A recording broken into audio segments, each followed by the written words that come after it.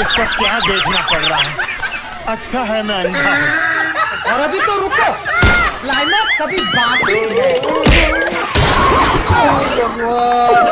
लड़ाई हो रही है। हाँ, चल चल देखते हैं। नहीं नहीं नहीं नहीं, आप देख के आओ, आंटी मरी, अंकल को बहुत मजा आ रहा है, बहुत मजा। जाओ जाओ जाओ